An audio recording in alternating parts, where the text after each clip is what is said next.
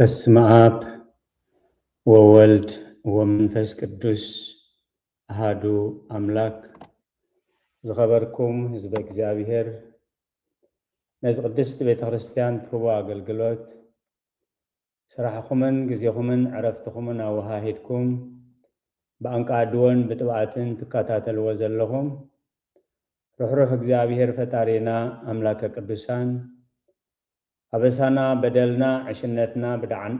ብዓይኒ ምሕረት ጠሚቱ ክሳብ ሰዓት ዝብድሓነ ሰላም ዓቂቡ ኣብዚ ቅዱስ አገልግሎት ክንረኸብ ንዝፈቐደልና ልዑለ ባህሪ ፈጣሪና አምላከ ቅዱሳን ናይ ባህሪ ምስጋና ይብፅሐዩ። ንኩሎም በዚ ሰዓት እዚ ኣብ ፀበባ ኣብ ፀገም ኣብ ሽግር ንዘለዉ ከዓ ራህዋ ሰላም ቅሳነት ዕረፍቲ ሃቦም ኣብ ቤት ማእሰርቲ ንዘለዉ ምውፃእ ይፍጠረሎም። ብሞት ስጋ ንዝተፈልዩና ገነት መንግስተ ሰማያት ሃገረ ቅዱሳን የዋርሶም። ኣብ መሪር ሓዘን ንዘለዉ ከዓ ደበሳ ቅዱሳን ይደብሶም። ንኩላህና ከዓ ዘስተውዕሎ ኣእምሮ ሂቡ መወዳእታና ይፀበቐልና። ርኅሩሕ እግዚአብሔር ፈጣሪና ኣምላከ ቅዱሳን ሰናይ ፍቓዱ ኮይኑ ዓብይ ጾም ዕዶተ ሆሳዕና ሰሙነ ሕማማት ሰሙነ ትንሣኤ ብድሓነ ሰላም ከነሕልፎ ስለ ዝፈቐደ ናይ ባህሪ ምስጋና ይብፅሐዩ። ካብ ዳግማይ ትንሣኤ ጀሚሩ ን40 መዓልቲ ዝኸውን ዘመነ ትንሣኤ ይበሃል ክሳብ ዘበነ ዕርገት እዩ። ኣብዚ ዘበነ ትንሣኤ ብዛዕባ ትንሣኤ ጎይታ፣ ትንሣኤ ጻድቃን፣ ትንሣኤ ዘለ ህይወት፣ ትንሣኤ ዘለ ደይን እቲ መሰረት ክርስትና ተስፋ ክርስትናና ዝኾነ ኣርእስቲ እዩ ዝለዓል እዩ። ሎሚ ከም ፍቓድ እግዚአብሔር እንሪኦ ምስ ተንሳኣኹ ናብ ገሊላ ክቐድመኩም እየ ብዝብል ኣርእስቲ ኢና ኣብ ቃል እግዚአብሔር ከነስተንትን እሞ ንዓይ ንህዝቡ ከምኡውን ንገዛእ ርእሰይ ዝኸውን ህያው ቃሉ ኣብ አንደበተይ ከርብር ኣብ ጸለትኩም ክትዝክሩኒ እናተማሕፀንኩ ንኩላህና ከዓ ዝሰምዓ ናይ እዛን መንፈስ ዝዓቁር ጥዕጡዕ ልቢ ዘተግብር ሰናይ ሕሊና ክዋሃበና ናይ እግዚአብሔር ቅዱስ ፍቓድ ይኹነልና። ኣብ ወንጌል ማቴዎስ ምዕራፍ 26 ቁፅሪ 31-32 ሽዑ ኢየሱስ በሎም ንጓሳ ክወቕዖ ተናባጊዕ መጓሳ ድማ ፋሕ ይብላ ተጻሒፉሎሞ በዛ ለይቲ እዚኣ ኩላትኩም በኣይ ክትዕንቀፉ ኢኹም ምስ ተንሳእኹ ግና ኣብ ገሊላ ክቕድመኩም እየ። ነዚ ከቢድ መጠንቅቕታን ተስፋን ጎይታናን መድሓኒናን ኢየሱስ ክርስቶስ ደጋጊሙ ንሃዋርያት ክርድእዎ ተረዲኦም ከዓ በቲ ንሱ ዝበሎም መምርሒ ክኸዱ ተደጋጋሚ ጓሳ ክቐተልዩ ኣባጊዕ ፋሕ ክብላ እየን ድሕሪ 3 መዓልቲ ክትንስኤ ኣብ ገሊላ ከዓ ክቐድመኩም እየ ኣብኡ ከዓ ክትርዩኒ ኢኹም። ነዚ መልእኽቲ እዚ ቀዳማይ ኣብ ወንጌል ማቴዎስ ምዕራፍ 16 ቁፅሪ 21 ካልኣይ ኣብ ወንጌል ማቴዎስ ምዕራፍ 17 ቁፅሪ 22-23 ሳልሳይ ወንጌል ማቴዎስ ምዕራፍ 20 ቁፅሪ 17 ክሳብ 19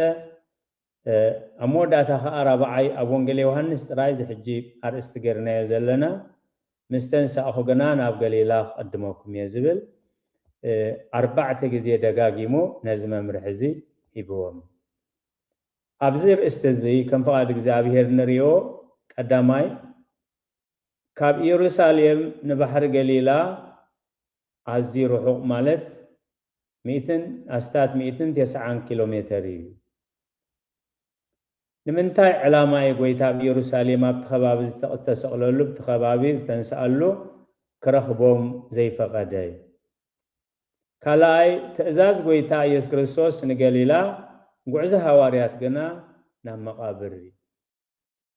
ስለምንታይ ጉዕዞ ሃዋርያት ኣንጻር ቃል ጎይታ ኢየሱስ ክርስቶስ ኣንጻር እቲ ኩሉ ገዲፎም እቲ ኩሉ መኒኖም ዝሰዓብዎ ነይሩ ወይ ኮይኑ እዩ። ራብዓይ ውፅኢት ጉዕዞ መቃብር እዩ። ኣብቲ እግዚአብሔር ዝመደቦ ኣብቲ እግዚአብሔር ዝኣዘዘና ኣብቲ እግዚአብሔር ዝፈቀደልና ገዲፍና ኣብቲ ናይ ባዕልህና ጉዕዞ ምስ ንጓዓዝ ውፅኢቱ እንታይ ይኸውን? ራብዓይ ድሕሪ 3 ግዜ ምግላጽ ኢየሱስ ክርስቶስ ጉዕዞ ሐዋርያት ንባሕሪ ገሊላ እዩ። ባሕሪ ገሊላ ቀድሞኩም ኣብኡ ክትርእኒ ኢኹም ምስ ተባህለ ንባሕሪ ገሊላ ኣይከዱን። 3 ግዜ ህያው ምዃኑ ድሕሪ ትንሳኤኡ 3 ግዜ ምስ ተራእዮም ንገሊላ ናብ ባሕሪ ገሊላ ምኻዶም እንታይ ነይሩ? ምስ ህይወትና ተሓሒዝና ብኸመይ ኢና ነስተንትኖ ብኸመይ ከንርድኦ እዩ? ሓሙሻይ ንሱ ዲያብሎስ ማለት ጎይታ ኢየሱስ ክርስቶስ ንዲያብሎስ ዝሰዓረሉ ቦታ ዘይኮነስ ኣብቲ ንሕና ብዲያብሎስ ተሰዓርናሉ ቦታ መጺኡ ግብረ ምሕረት ዝገብር መሓሪ እዩ። ሻድሻይ ነጥቢ እቲ ደው ኢሉ ዘሎ ዝመስሎ ከይወድቕ ይጠንቀቕ። እዚ ብዛዕባ ሐዋርያት ዘይኮነስ ሐዋርያ በቲ ዝሓልፎ ዘለዎ ሓሊፎም ንእግዚአብሔር ኣስሚሮም ብሰማዕትነት ዝሓለፉ እዮም። ካብኡ እንታይ ንሕና ንመሃር? ደጊመ ኣብ ጸለትኩም ክትዝክሩኒ ደጊመ እምሕፀኒ። ካብ ኢየሩሳሌም ንባሕሪ ገሊላ እዩ። ጎይታ ኢየሱስ ክርስቶስ ኣብ ዝባን ይሁዳ ኣብ ኢየሩሳሌም ተሰቂሉ ኣብ ቀራንዮ ተቐቢሩ ንምንታይ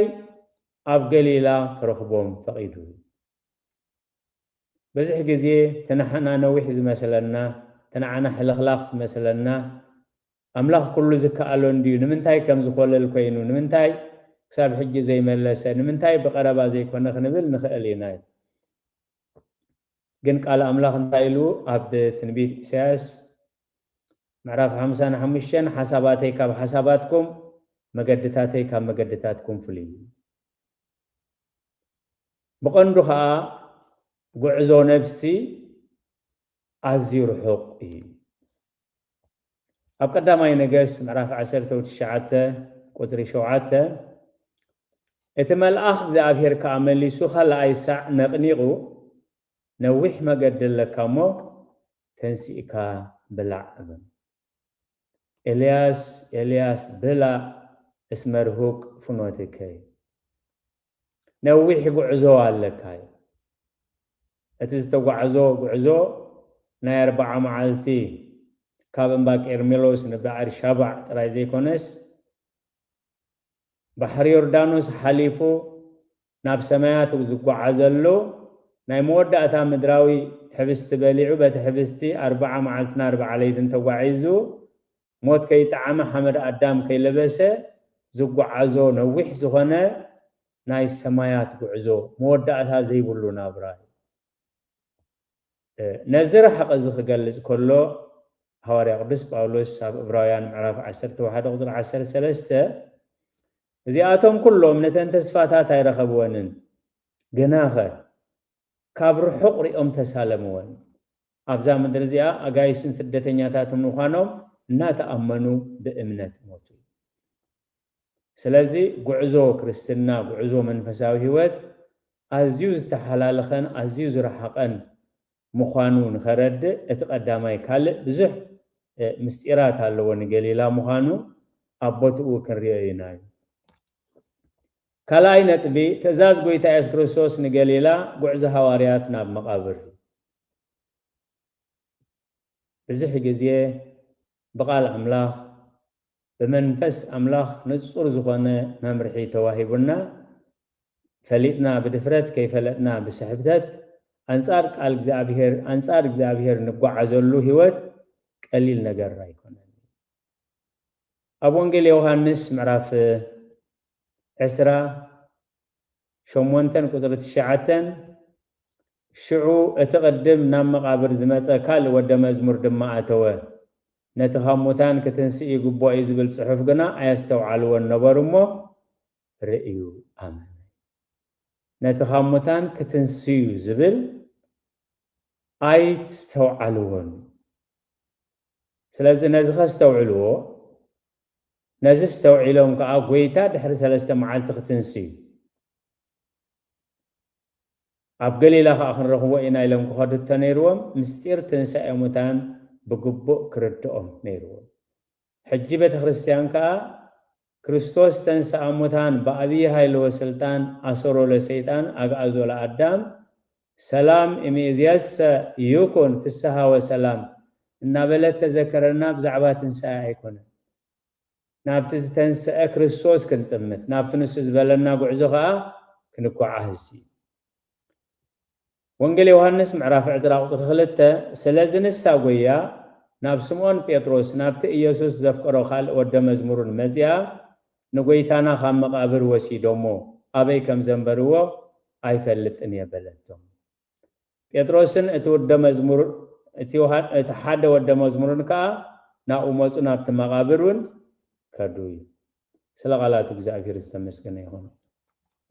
ህዝበ እግዚአብሔር ኣዝና ከነስተውዕሎ ሰይጣን ንጉዕዞ እግርና ከዕንቅፎ እንደዘይከኣለኳ ኣብቲ ንክብሪ ኣሚልና ኺልና ንጎየሉ ናቱ ሓሳብ ኣስኒቑ ክልእኸና ግን ዘሎ ተኽእሎ ርሒብ ስለዚ መጀመርያ ዚ ሓሳብ እዚ ኣብ ሊቃነ ካህናት እዩ ዘስርፆ ዲያብሎስ እዩ ኣይተንስአን ክብል ኣይክእልኒ ሊቃውንቲ ፀሓፍቲ እውን ኣይተንስአን ኣይበሉን ነቶም ዝሓለውቲ ነቲ ዝረኣይዎ ተንስኡ ምስ በልዎም ደቀ መዛሙርቱ ሰሪቆም ወዳእበሉ እምበር ተንስኡ ኣይትበሉ ስለዚ ንጎይታይ ወሲዶሞ ኣበይ ከም ዘንበርዎ ከዓ ኣይፈልጥን እየ ማለት ንክርስቶስ ሓደ ግኡዝ ነገር ባዕሉ ክንቀሳቀስ ዘይክእል ህይወት ዘይብሉ ነገር ገይሩ ሰይጣን ነዚ ሓሳብ ዝቀበል ዘሎ እዩ ስለዚ ማርያም መግደላዊት ንክብሪ ኣምላኽ እያ ትጎይ ነይራ እቲ ሒዛቶ ዝነበረት መልእኽቲ ግን መልእኽቲ ናይቲ ክፉእ ክርስቶስ ተንሲኡ ዝብል ብስራት ዘይኮነስ ክርስቶስ ተሰሪቁ ስጋ ክርስቶስ ተወሲዱ ዝብል እግዚአብሔር ዘስተውዕሎ እሙሮ ይሃበና ስለዚ ንቤት ኣምላኽ እንዳጎየና ንዕዮ እግዚአብሔር እንዳጎየና ኣብ ውሽጢ ቤት ኣምላኽ እንዳሃለና ብዙሕ ግዜ بحساب سيطان كنمرح زلو تخلو رحيبي سلازي خا حواري قدوس باولوس ولا زنيل انكرو اسم سيطان يتمثل كملأك برهان ملأخ سيطان نبعلو كملأخ برهان مسيل يريمو ازا ايقرمين سلازي كما يلي يخوم زخون ويتا اقدمو نايت سقاي غواسا قتل باقي كاكبتنا مقتال مغواسا مبتنا باقي عقن نتوم فحزبلو خاكبوم نتوم زموتو ختنسومي سيطان قلنت غواسا قتل زبل حساب ابريهو ناتي دحر سلسته معالت ختنس زبل اصل ميتوني እግዚአብሔር ዘስተውዕሎ እሙሮ ይሃበን ተስፋትን ሳኤ ዘይብሉ አገልግሎት ከ ኣብ ህውከትን ኣብ ድኻምን ኣብ ዕግርግርን ኣብ ሻርነትን ይዝነብር ሓደ ትንሳኤ ተስፋትን ሳኤ ዘለዎ አገልግሎት ተስፋትን ሳኤ ዘለዎ አገልጋሊ ጎይታ ተንሲኡ ጽባህ አምላኽ ኣብ ዝፈቀዶ ምስ ጎይታ ተሲኤ ምስ ጎይታ ኣብ የማን ጎይታ ደው ክብል ዝብል አገልግሎት زلوا الرأي أقلقالي بزعنا زايد على لفن سلغالات እግዚአብሔር መስገን ስለዚህ እዚ حساب ዝኻበይ ዝመጽእ አቦታ ስርናይ ከመይሊ ይخرداد ዝዘራ እቲ ዝክርዳድ ዝዘር እቲ ስርናይ ዝዘር ነቲ خرداد ዝዘራ አጸቢቁ ስለዝፈልጦ በብዕብረኸ ሕልው ይመድብዎም أبقال እግዚአብሔር ወንጌል ማቴዎስ ምዕራፍ 13:25 እቶም ሰብ ደቂሶም ከለው ጸላኢኡ መጸ ኣብቲ ማእኸል ስርናይ ድማ ክርዳድ ዘሪኡ ከደይ ነቲ ድሕሪ 3 መዓልቲ ከተንስ ኣብ ገሊላ ከቀድመኩም ኣው ከኣኽትሪዎ ኢኹም ዝብል ሓሳብ እምበኣረይ ክትንስእ ከም ዘይክእል ከም ተሰርቀ ንጎይታይ ወሲዶሞ ኣበይ ከም ዝወሰድዎ ኣይፈልጥን መልአኽ ገነት እንትኾንካ ንስኻ እንትኾንካ ልዒልካዮ ንገረኒ ክሳብ መባል ስለዚህ ህዝበ እግዚአብሔር حساب سيطان حسكان بيت أملاخ ممسا حساب سيطان حسكا بيت أملاخ مقلقال حساب سيطان حسكان منفساوي أقلو قلوت ممسا سعب ينو أزيو كبيتي تراسبا يكونون سلازغا قدس بيت خريستيان دخومات مخانكم كتفلتوس ودقت حيالات ذكروا تبلان سالساي وسعيد قعزو مقابر نقليلا خيدو تباهيلوم نقليلا يكدون نام مقابر كيدون أما مقابر كأت هياو أبوتا موتانا يركبن زابير زستعلو أمريها بنا اتهياو أبوتا موتان يركبن ثم الأخذ خانا زما خبير ما تنقطع يعني هيبومن سلمنتاي نتهياو أما أخل موتان تدليو كم تزبلكن تنسيئيو أبزي يلون أما قابر يلون سلازي وانجيليا ويوحنس معرف عسر أوتر عسرته شعوتهم دك مزامرتو نابيتهم تملسو نقويتا خير خبوه تنسأ قويتا خير تبسرو سلست عمد سلست ورحن تمهروات مهرتي ترى إيدهم نابيتهم تمنشو እግዚአብሔር ይቅረይበለል አንፃር እግዚአብሔር ጉዕዞ እግዚአብሔር ዘይፈቅዶ ጉዕዞ በገዛ ርእስና ንጓዓዞ ጉዕዞ መወዳእቱ ባዶነት ስለዚህ ንጎይታ ከይረኸብዎ ጥራ ኢዶም ንገዘኦም ተመልሱ ምክንያቱ አበይ ዝርከብ አብ ገሊላ ይኽርከብ ቁጥር 4 ድሕሪ 3 ጊዜ ምግላጽ ኢየሱስ ክርስቶስ ጉዕዞ ሐዋርያት نبحر قليلا دحر 3 معالت ختنسيه قليلا قدموكم اب قليلا خطريني هم تباهلهم نقليلا ايكدون نقليلا كيدو اب تباهللو نابوتا موتا نمقابر مسيم ويتا ኢየሱስ ክርስቶስ 3 ጊዜ ህያው ሙኻን 3 ጊዜ መስተገልጸሎን ካ بدحريو ናብ بحر قليلا خيدوم لمنتاي علامه حزب እግዚአብሔር ነዝኽን ሰምዕ ኮለና ምስ ህይወትና እንዳ ተሓሓዝና ሐዋርያት ናብ ገሊላ ኪዱ ተባሂሎም አይከዱን 3 ጊዜ ኢየሩሳሌም ምስተገልጸሎም ከአን ገሊላ ኸይዶም ስለዚ አነ ክንደይ መዓልትኩም ይገብር ኸውን ኢልና ንነፍስና ንሪእሉ አገልግሎት ወንጌላዊ ቅዱስ ዮሐንስ ምዕራፍ 21 ኣብ ቁጥር 3 سمعون بيتروس دما أنس عساق غفف كخيد يبلوم نساتهم كأن حناون مساخان خيد بلوو مسيوم ناب جالباتو بتالي تتيا حدقوا أيحزم زابير سورنا مخنيات زي بلوت المثال بموتو تسفى أوريسوم كي بحالو دحر موتو 3 ጊዜ ተራይዎ ጴጥሮስ ናብ መግፋፍ ዓሳ ክኸይድ ዘድልዮ ዝነገር እንታይ ኮነ ኸውን ምክንያቱ እንታይ ክኸውን ይኽእል ወንጌላውያን መተርጉማን መጽሐፍት እንታይ ኢሎም ተርጉሞሞ ይኾኑ እስኪ ጊዜ ገርና ንርአዩ ብዙሕ ጊዜ عرف حيزون دحريت زطمت يلن زبلو بزح ጊዜ ወድቀት ክመጽ ሆሎ ናብቲ ንነዊሕ ጊዜ ዝገደፍናዮ ዝረስዓናዮ ግብረ ስጋ ድኻምነት ናዊና ንመለስ እቶም ሙርያት ሐዋርያት 7 ሐዋርያት እዮም ነይሮም ምድግጋፍ ዝበሃላሉ ጴጥሮስ እንታኾንካ ኢኻ ጎይታ እኮ ህያዊ ጎይታ እኮ ተስኡ ተራእይና ድሕሪ ሕጅራታ ክንገብር ናብ ምግፋፍ ዓሳ ክንምለስ ኢሎም ከጸናንዕዎ ዝግብኦም ንሱኳ መራح كله خاب زبلدا احنا زين خيد لهم نتقول حلافነት ገዲፎም ናብ مجلاب 3 ዓመትን 3 ወርሕን ዝገደፍዎ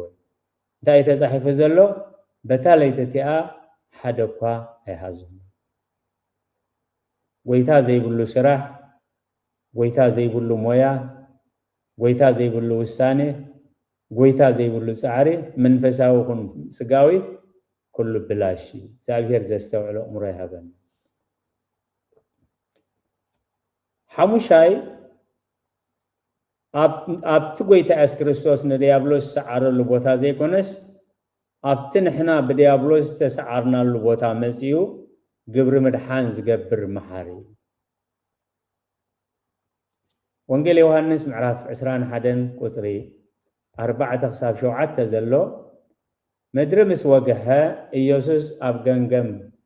جو بلا توم دك مزامر تجنا إيوسوس مخانو أي فلتون مناتو 3 عامات 3 ورحن زتري وصقا مساتو ما ينبرن كلا ليوو نايكال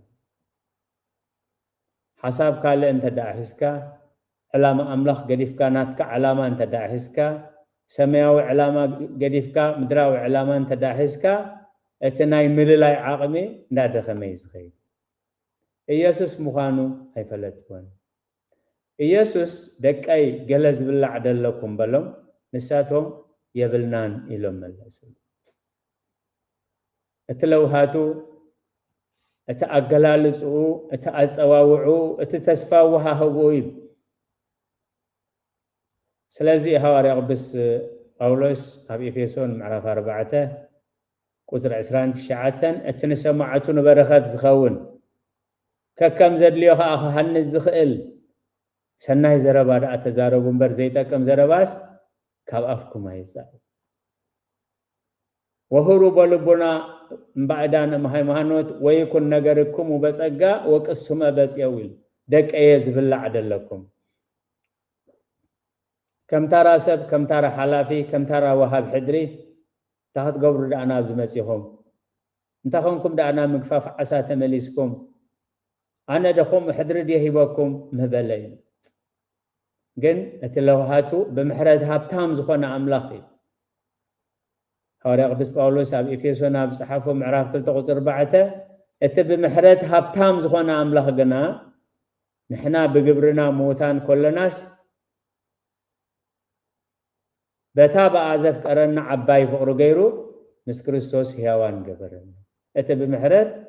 دك زبل عدلكم بزح جزيه قويتا زبل عدلكم قبل كله ازد حرتن ساي مبلع سقاس لزد ليو ايكونن عاب مستيري زلو زبل عدلكم ساتون جن يبلنان ذهبهم حلافنت ذهبهم سلطان ذهبهم بركات ذهبهم تسفا ذهبهم مفواس كل نجر بزيرو ترابيح ويبلنا مسخ انا تمربب نبي مانجال بابلكم دربي ومخترخ بيهم بل مجلاب قدي فمو سب دحر حجي سب نام منغست سمايات كتسغاغرو يهم تباهيلوم سي بتنساتهم زدليو بلو بزل جلب مجلاب كابدلهم سي بز جلب يلو خطابعو سلازي ندحريت ابن ملسلو غزيه كمي قرنا نفسنا نتابعها مقالا قلتنا دهقنا بسعوتنا ندحريت كملس خلو كمي قرنا نتابعها نتمربب نبي منجال بابيلكم سلازي دحر حج وانجال قديفكم نام جلاب اتودي زبلوم زلو انتهى يزي السمعي قزي قرنا قدسانا بوتاتنا بفلايك يوحانس أفورك صبوك هيرو ترقيم وصل زلو استنتين وصل زلو كنري اويل دك زبل عدلكم بزعبا عساي كون انتحتوي نتمربب نبيا مانجال بابيلكم دربيون لمنتاي كتقفو مسيحهم أناكو عسا مكفاف كاب زقدفكم مريزكم كاب توسنو خاص 3 عامات 3 ورحن كوينو سلمنتاي ناب مكفاف عسا تمليسكم ايبلومن كتقفو انتدليهم ناب زي مانجال بايل دربي ومو اخترخ بيهم شعو دربي ومو كاب بزحت عسات العلا مسحابو بتأزاز እግዚአብሔር بفقات كويتا اس كريستوس زغبر كل سراحي اتمجلاب فلطويم اتزنورلو بحر انسي اتي اساسي انهم بقرن بتميتن بخدخامن تحليل لهم زنورو تسراح نسي اتقدامي ولا حنت زي رخبلو ግን ጎይታ መስው ማይ ነበር اتخلاي برخات ዝመላ አሎንካ ጎይታ መስውም ስለዝነበረን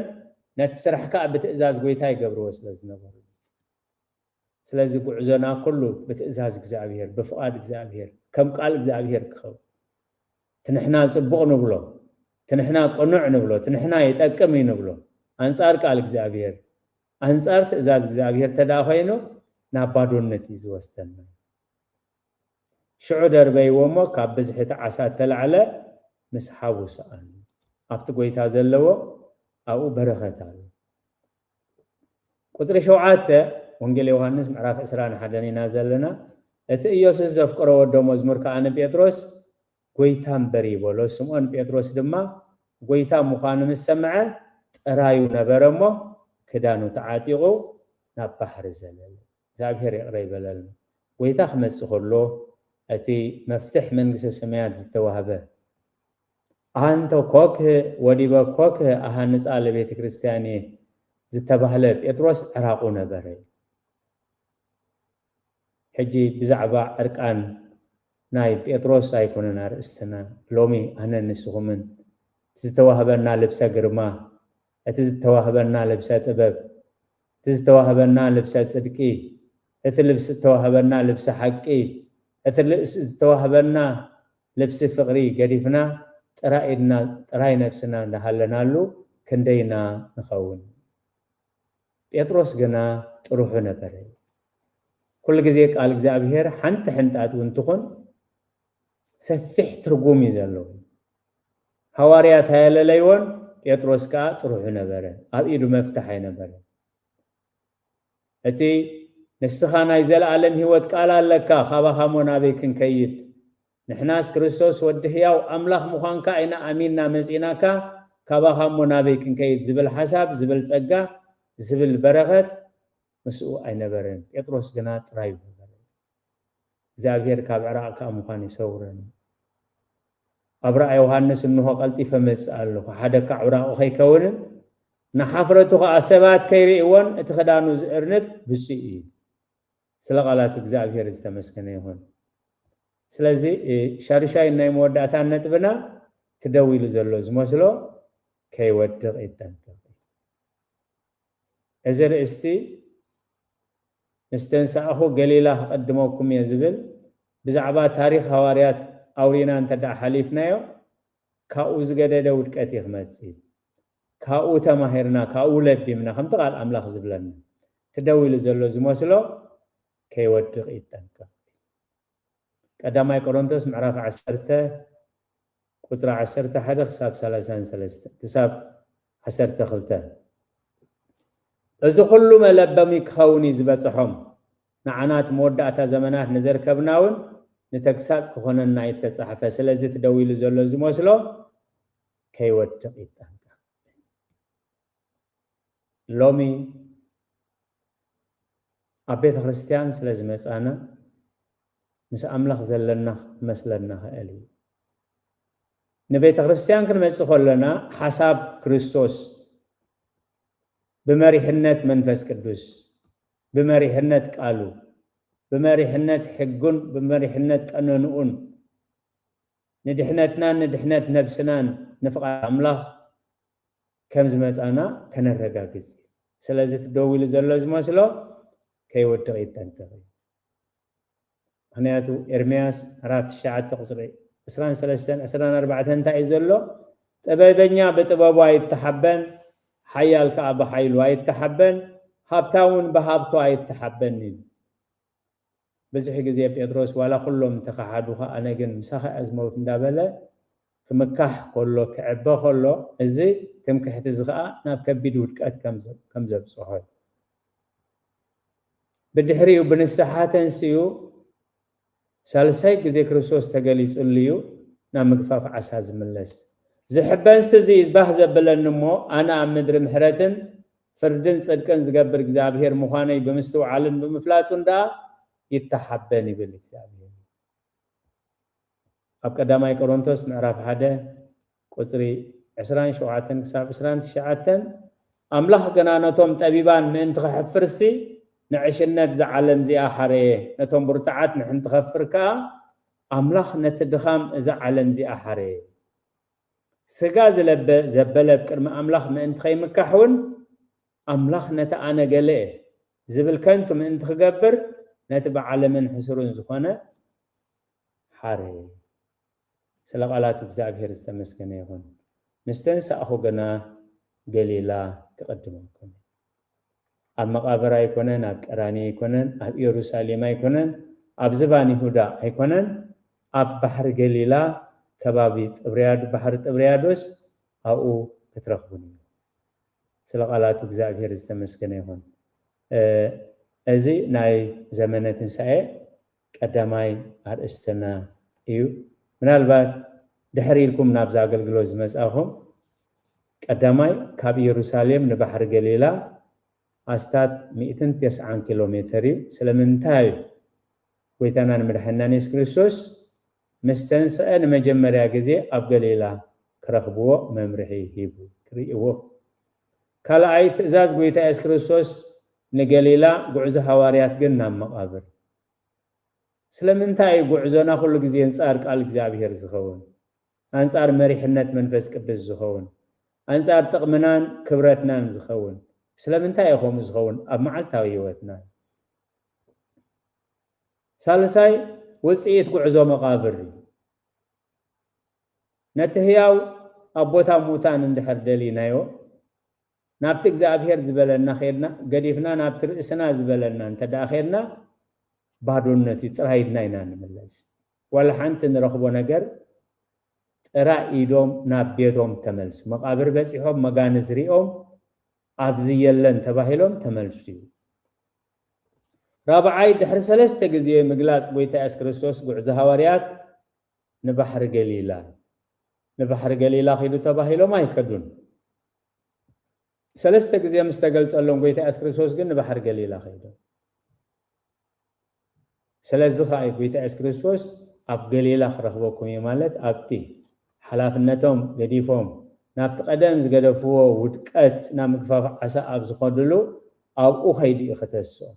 ኣብኡ ኸይዱ ይኸነስሖም ኣብኡ ኸይዱ ከዓ እቲ ድኻሞም ክጽገነሎም ምስጢር ናብ ገሊላ እምበኣር እዚ እዩ ኣብቲ ጎይታ ዝተንስኣሉ ዘይኮነስ ኣብቲ ንሕና ብሓጢኣት ዝወደቕናሉ እዩ ጎይታ ዝረኽበና እግዚአብሔር ዘስተውዕሎ እምሮ ይሃበና ንሕና ዘይኮንና ንጎይታ ኣብቲ ዝተንስኣሉ ንረኽቦስ ጎይታ እዩ ኣብቲ ብሓጢኣት ዝወደቕናሉ መጺኡ ረኺቡ ዘተንስኣና ክብሪ ንዝኽሪ ስሙ ይኹን ንኸምዚ ዝመሰለ ጎይታ